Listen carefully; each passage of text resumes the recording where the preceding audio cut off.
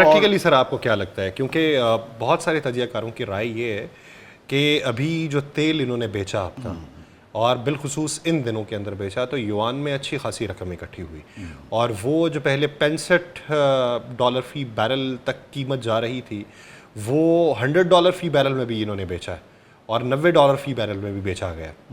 تو اس ضمن کے اندر بہت سارے لوگوں کی رائے یہ ہے کہ یہ وار معاشی طور پہ ایران کو سوٹ کیے۔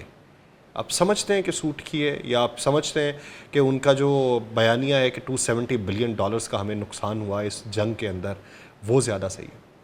دیکھیں اب اگر یہ بلاکٹ جو لگا ہوا ہے، جیسے امریکہ نے ایک ڈسٹنٹ بلاکٹ لگایا ہوا ہے، تو ایران کی ساری تجارت بھی سوائے کیسپین سی میں جو کرتا ہے سینٹرل ایشین اسٹیٹ سے یا رشیا سے، تو باقی ساری تجارت تو یہاں سے ہوتی ہے، اور ایرانی زیادہ بھی جو آئل لیتے ہیں ان سے 2 ملین بیرل پر ڈے کے، وہ بھی یہیں سے جاتا ہے۔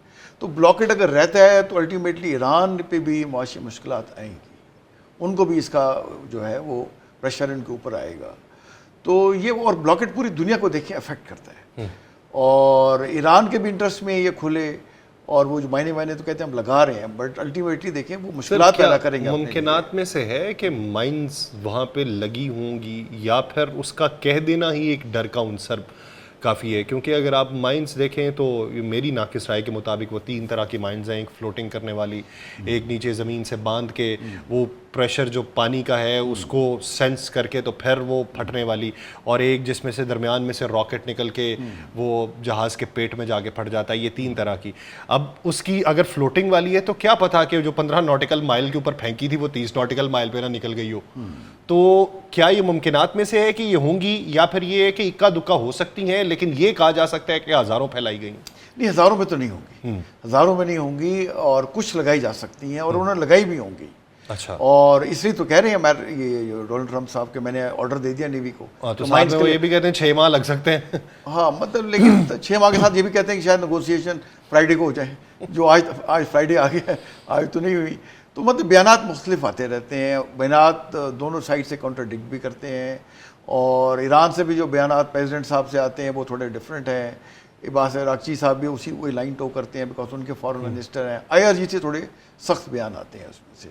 تو میرا خیال ہے انشاءاللہ جو امید میں کرتا ہوں کہ پاکستان کی جو کوششیں ہیں وہ برابر ہوں گی سر، آپ سمجھتے ہیں اور دونوں کے اس میں ہے، فائدے میں ہے کہ اگر بات چیت کے لیے پاکستان آئے، اور پاکستان میں امریکن ٹیم تو دیکھیں پچھلے سنڈے سے ہم نے سنا کہ advance element, logistic support, technical team لوگ بیٹھے ہوئے ہیں، اور اس میں سمجھ ایران کو بھی تھوڑا سا ہلکی سے فیس سیونگ ٹرمپ صاحب دیں تو وہ بھی آ جائیں گے۔ سر دوسری طرف جس طرح ہمارے مذاکرات ہو رہے تھے افغانستان کے ساتھ، وہ پایہ تکمیل تک اس لیے نہیں پہنچے کہ جو بات چیت مذاکرات کے کمرے کے اندر ہوتی تھی، باہر جاتے تھے، فون کالز کی جاتی تھیں، اور پھر ہدایات کہیں سے اور کہیں سے اور کہیں سے اور، تو کیونکہ مختلف دھڑے بندیاں تھیں۔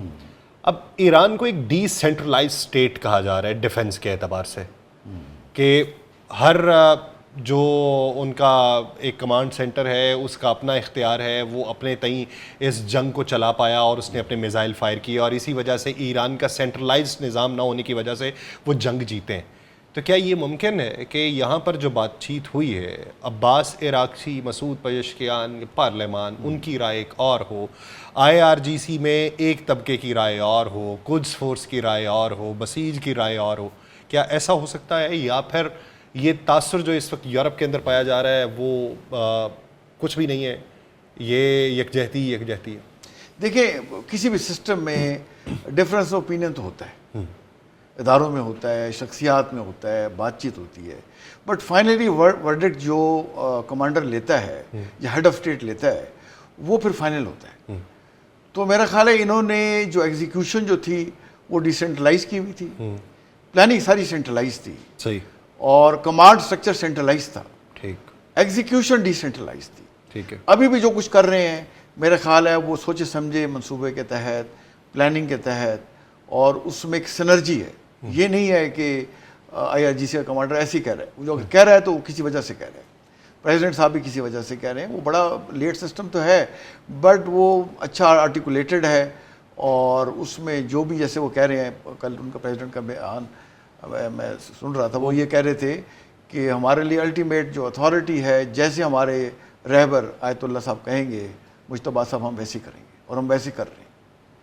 تو وہ ایسا ڈیسینٹرلائز نہیں ہے. مطلب کمانڈ پلاننگ ڈیسینٹرلائز ہے, ایگزیکیوشن ڈیسینٹرلائز ہے. اچھا سر, ابھی اگر دیکھا جائے تو سفارتی آداب کی بات کر لیتے ہیں.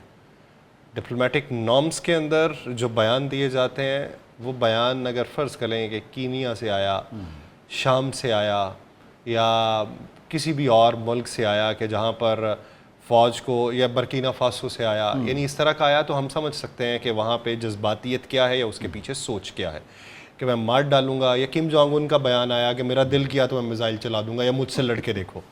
لیکن دوسری طرف اگر دیکھا جائے دنیا کی سب سے بڑی طاقتور ریاست کی دعوے داری, پھر اس کا پریزیڈنٹ چھوڑ, ہم تو وہ نیچے وہ مان نہیں ہے جو سیکرٹری ہیں یا نیچے جو دوسرے لوگ ہیں وائٹ ہاؤس کی ترجمان ہیں, اس کا پریزیڈنٹ کے ہاتھ میں موبائل ہے, آنکھ کھلتی ہے اور آنکھ کھلنے کے بعد سب سے پہلے وہ 2 خبریں پڑھ کے ایک ٹویٹ کر دیتا ہے.